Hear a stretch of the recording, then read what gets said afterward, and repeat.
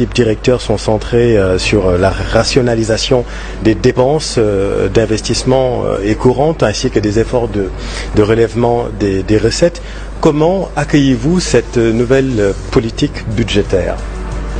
En fait, c'est une politique budgétaire qui se justifie parce que le gouvernement a récemment élaboré sa vision pour 2050, sa vision de développement, dans un contexte, il faut l'avouer, très difficile, marqué par un encours et un service de la dette très important.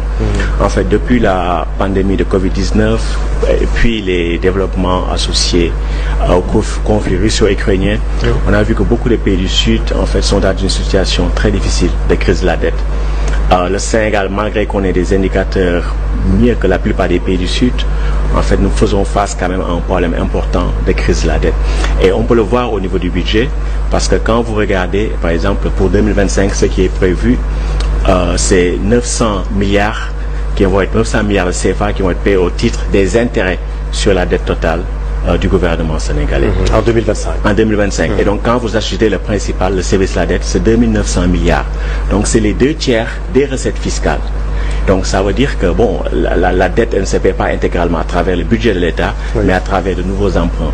Et donc, c'est quelque part un legs du régime précédent que le régime actuel, auquel le régime actuel devra faire face. Mais c'est très, très compliqué. C'est très, très compliqué et très lourd, parce qu'en 5 ans, le régime actuel va payer 11 000 milliards de francs CFA. Au minimum. Dette intérieure et dette extérieure. Donc 18 milliards.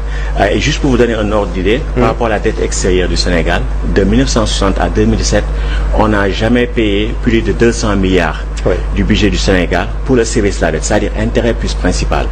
Mais là, en 5 ans, intérêt plus principal, ça va être plus de 11 000 milliards.